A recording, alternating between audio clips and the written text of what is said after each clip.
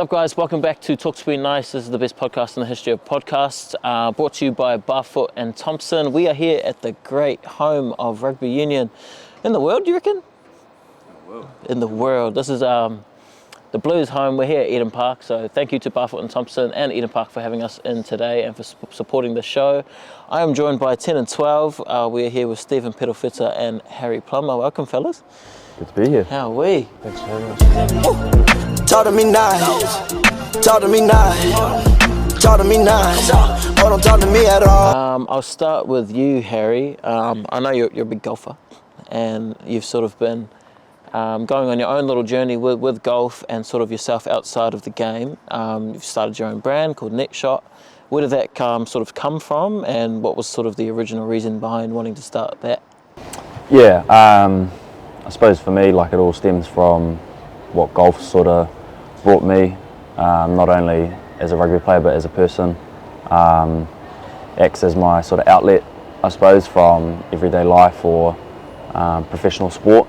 I was always told young that, you know, if you can play multiple sports, then it's quite good, because you're always, you know, you're not, all your eggs aren't in one basket, and I suppose I forgot that when I started playing my first couple of years of professional footy, and then golf sort of acted as a vice, I guess, for my release and stress or happiness or whatever, and it stemmed from there. And there's, you know, golf in the world has ballooned in numbers, especially after COVID, because that was one of the only things you could actually do. But I know in our game and in the Blues environment, even skivvy P's come out a couple of times, and there's boys that just want to get out and give it a crack, and I think that's the important thing about golf, and probably what I like about it the most.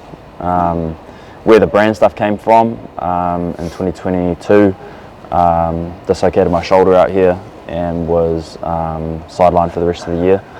And I suppose at that stage I was studying, doing a business degree, and that was probably something that I enjoyed at school, was business, but also golf. And I sort of thought, if I can't play golf, and I don't want to just sit in the classroom studying the whole time, what can I do around it? And it was honestly just a bit of fun to start. Started coming out with a few concepts of what I could do, and the loopholes I'd probably need to jump through, and it eventuated into a couple of hats that a few people enjoyed, and then it sort of stemmed to a couple of shirts, and now it's now I've got some big things on the cards. Got a bit of a collab with Mental Health Foundation New Zealand, which I'm pretty humbled by, and there's a couple of other things in the pipeline. So at this stage it's still a bit of fun, but golf's been that important for me that I thought that maybe I could do something with it as well. So, like, why do you think golf is such a sort of, like, so many rugby players take to golf? Yeah, I suppose it's a range of reasons. Like, different people have different reasons. One, I think it's fun to be humbled a little bit. We're professional sportsmen, and you get out there and have some pretty average shots, and it's always funny to see good players and bad players come out and try and hit a good shot and have a shambles and stuff. And that's probably my big entertainment factor about so many of the boys playing it, and I think that's good. But also, like, we've all built friendships outside of footy as well, and I think that's important too, to whether that is golf or surfing or video gaming or whatever. Like, I think it's important to create that sort of camaraderie off the field, and I think it tightens a group a lot more. My concept of, like, why it's called Next Shot was, I'm quite big on the mental side of, like, life or rugby in general, and I think golf's probably one of the most mentally frustrating games, that you could have the best shot in the world, but you're only as good as your next shot. Like, your next shot's the next most important one, and almost in, this is getting a bit deeper, but like almost in life and in rugby, like, you might do something really good, but you can only judge yourself on what you do next and what your next step is, and if you keep looking back too far, then you're just gonna keep falling back down the rabbit hole almost. So that was sort of the deeper meaning of the name, and why I enjoy golf, because you're always thinking about it, while still getting that break from everyday life. pretty good. Deep, man. It's Great, man. It's pretty I'm a good. business owner now. I don't know if you know. It's great business Had mind. that in the back pocket. It's pretty Great good. mindset. Skivvy, from like a small town, Wanganui in New Zealand. What was it like growing up in Wanganui? And do you have any advice for anyone that's from a small town that's looking to sort of be noticed or be seen, especially in the rugby space? Being someone who's done it yourself. I found growing up that it was like a tight-knit community. I had friends that I created that I'm still friends with today, and it was only a small group, and even with like family and friends of family, it was real close and real connected. There wasn't much going on in Wanganui. You got the river. I remember I used to just go down to the river and a few manus off the wharf, or the odd jump off the bridge, and dirty river, but we were kids, we were young, like didn't care until we see like dead like girls in the river, and it's like nah. Not today. We'll come back tomorrow. Abort. But yeah, still had a lot of joy, just doing things as a little kid, like just going to the park, playing rugby on till like night, just kid stuff you'll do, like, and I guess for me, growing up in a small town, it was like a big dream of trying to make it out, and I had a lot of times where there was trouble on the other hand, and a few friends too, like going down that path. But I think with who I was with and the way Dad brought us up was, growing up and working hard and veering away from that trouble, if you'd say. But yeah, I enjoyed growing up in a small town. It sort of created a drive and motivation for me to, one, because I was the oldest out of two of my siblings, be a role model for them and set an example for them, so that, all right, if I can do this, hopefully it can put something in their hearts or their minds to do something good as well, whether it be on the sports field or in life in general. So I think it gave me a big drive and motivation, as well as Dad's teachings to us, and on the rugby side of things, like our first 15 was pretty grateful, like for battling.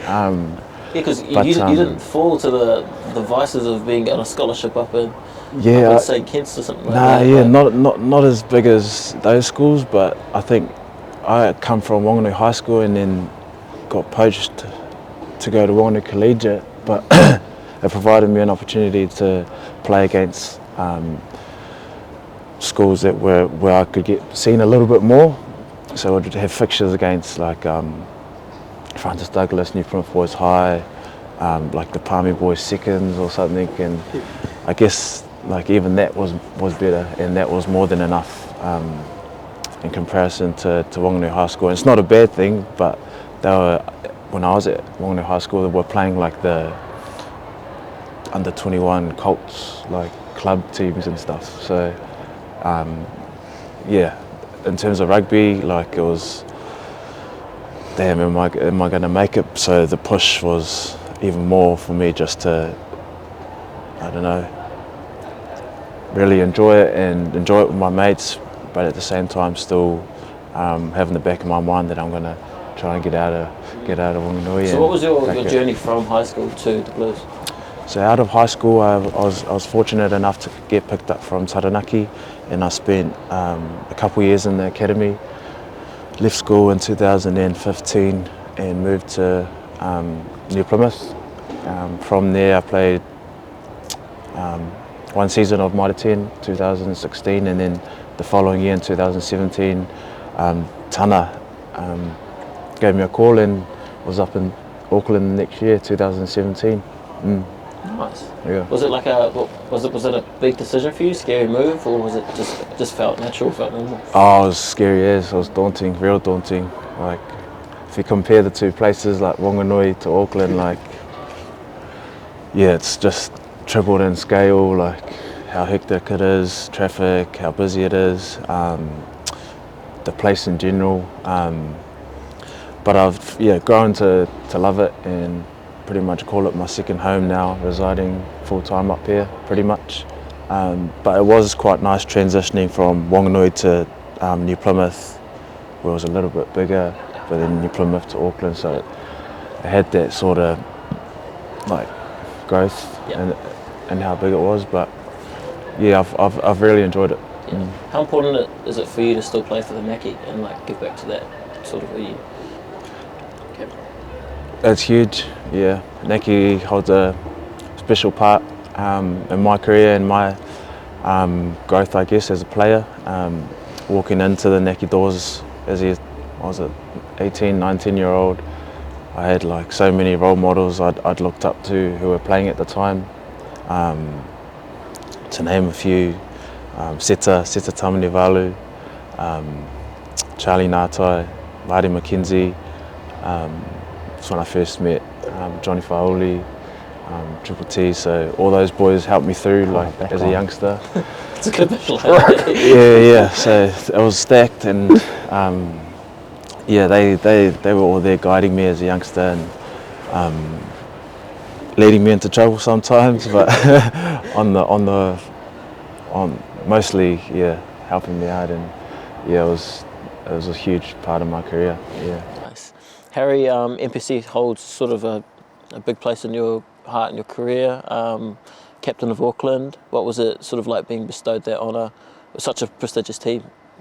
Yeah, similar to Skiv, like Auckland's home for me, and again, like you say, it's a big part of my career, and to be named captain 3 years ago, it was extremely humbling.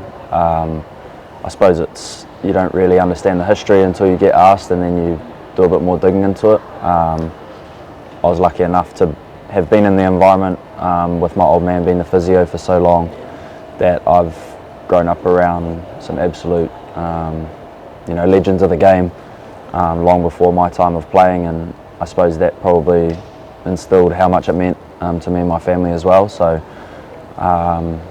it's been a huge honour. Yeah. How's your dad been? Just, working with your dad every day, but also having someone who's, like you said, been around for so long and understands sort of every facet of rugby. What's it like sort of being around him? It honestly just becomes like going to work with one of the boys.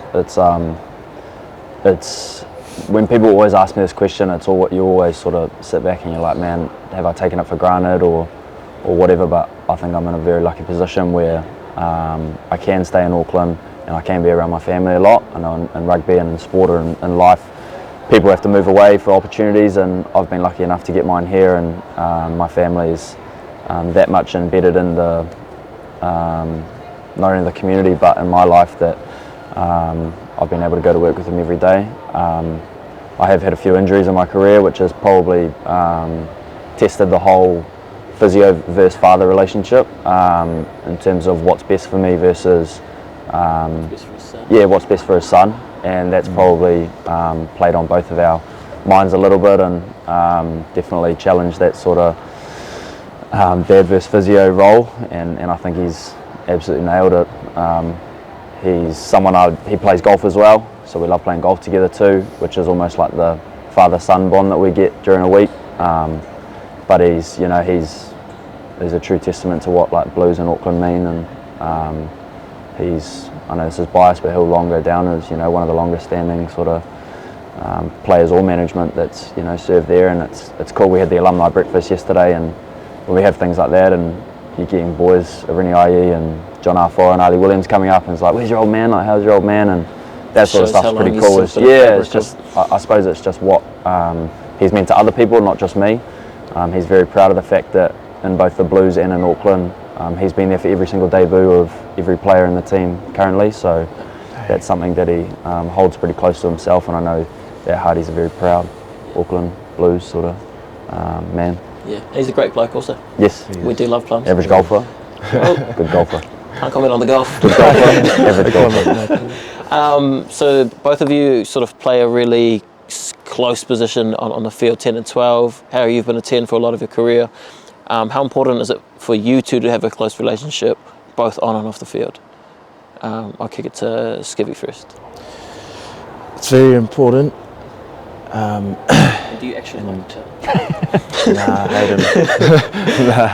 Nah, I think over the years you create a bond and you create a relationship where, like, for example, at the start, we're probably, for me, still trying to figure it out.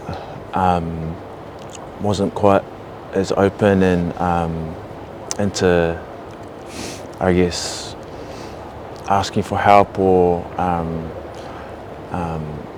trying to help others.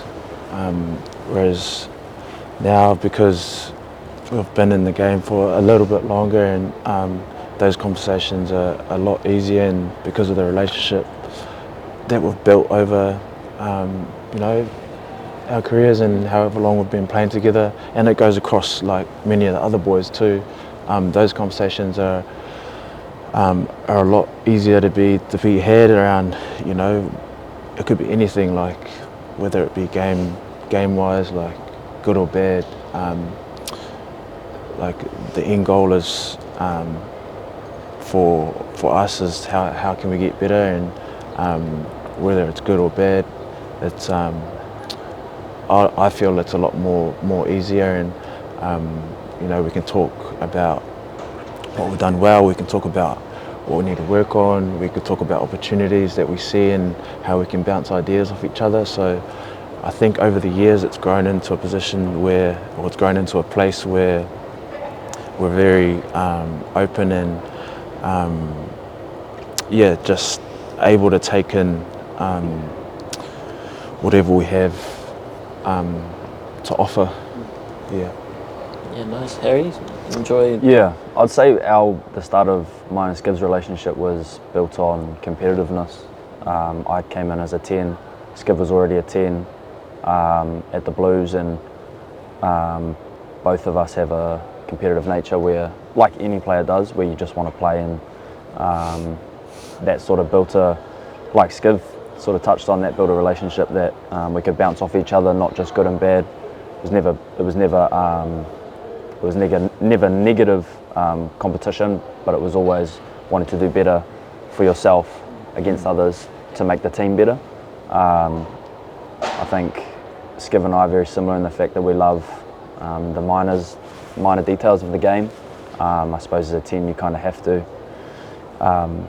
but we've sort of bonded a little bit more over that, and I'm always keen to learn about what he sees. Obviously he's a different sort of player to me, and I like that side of the game where I'm learning new things off different players, and we've had some pretty exceptional sort of 10s go before us as well that were both in there, with Oatsy and Baz obviously, and even DC coming in for a little bit was pretty cool. Bryn Gatlin was there when I first started too, so and each have different skill sets, and I think that's probably been the coolest thing that we've bonded over, is the different skill sets that we have and different positions that we've also played. Skivvy spent a bit of time at 15 too, and like you say, I'm sort of transitioning a little bit more into like a 12 role. But yeah, I think like a lot of boys, it's been bonded over competitive nature, to want to do better for the team, and at the same time better yourself as a person and player. Yeah, I think a lot of people don't understand that. Like, for 4 days of the week, you guys are competing against each other, and then a lot of it sort of gets channeled into the weekend. So you spend a lot of time playing against, and and it's all about who gets named on Tuesday and how you can all better the team, and then what you do with yourself after you get named on Tuesday, whether or not you're in the team, or how you carry yourself if you're not. I think we have a lot of we'll have a little group that will be game drivers or whatever, and that's made up of 9s, 10s, your line out callers, and I think you have that many conversations during the week, and chime in if you feel anything else, Skiv, but that you're just at a place where you know what needs to be done, And the Blues, especially under Rangi, but now even more so under VC, the game drivers have a very big say in what the team feels and have a pulse check on maybe this isn't working. The coaches might think it might be working, but it's not. In the locker room, there might be a bit of chat around it, and we've been given the reins to, boys, what do you feel like? You're the ones playing rugby. What does it look like out there? What do you think needs to happen? And in those discussions, that formulates a really good bond between coaches and players. And so I think when you get to Saturday and you're in the heat of the moment and stuff, it just becomes second nature, because you've had 6 meetings during the week around what our strategy is going to be. You've now trained 3 times on that strategy, and not only the 4 game drivers on the field know it, but the 23 boys in the team plus the 15 reserves that are sitting in the box all know your game plan anyway. So there's a inner belief that even if it might not be working at the time, that it is the right way to go about it, and we're the first people to take it on the chin if it's not right, if we haven't done it right. But I think the worst thing in rugby, especially at this level, is going in and second guessing a strategy or a game plan as 10s, because if we seem flustered as the conductors of the team, then everyone else is just going to feel that in tenfold. So Yeah. that's probably Great answer. Yeah. Skivvy, I know that Carver has been a sort of a huge part of this team and the connection of this team. How important has sort of those nights been for you, and sort of the sort of reconnecting to some of, because a lot of the boys in the team are Polynesian and have sort of roots in that history. How important is sort of reconnecting like that with some of the boys once a week? Yeah, it's great cover. I wouldn't be able to tell you the the physical benefits of having cover, but I know for sure that I think the social benefits. I know for sure that it doesn't harm you, and it's not like it doesn't impair your senses or anything like that. So you do feel good the next day. You might feel a bit heavy, but more so the social connections and the bond that you create and the relationships you build just from connecting over a bowl of kava. And I think it's a safe place where you can just the floor's open and you're able to talk about anything, blow off some steam, rugby, life, relationships, hobbies, whatever. And I remember a couple of years ago, like, we'd have kava and like the whole team would turn up, you know. And I think when you can get to a space like that where the whole team's that connected, it's pretty special. So there's the same old faces that still go, and we do open up invitations now and then. But look, I feel like it's a big part of my routine to have kava, and not only for the relationship, but just the enjoyment of it, being around the boys. So it's huge. Yeah. You guys being in a sort of, it is a daunting space to come into as a rookie, or someone new, because it's the Blues. It's sort of been glamorized your whole life growing up to want to play Super Rugby, you want to play in the All Blacks. What do you guys do for the rookies who come in here? You guys were once those kids coming in and coming into this environment, scary. Like, how do you guys welcome in new players to this team? I think like Carver's like one part of that. We try and invite the young boys, the rookies, or like anyone, and it's real open to whoever's keen. And I guess for them it's just being growing that confidence and growing that, I guess, being uncomfortable as a rookie and breaking out of that. And one way of doing that is just connecting. And I guess when you're around older players, and the way we want to make them feel is that they're right to be themselves. They're okay to just show them their personalities and stuff. I think that's the most important, and I see Carver a big fit for that. And yeah, that's just one way. There's many others, but yeah, I find that's huge. Talk to me nice, talk to me nice, talk to me nice. Oh, don't talk to me at all.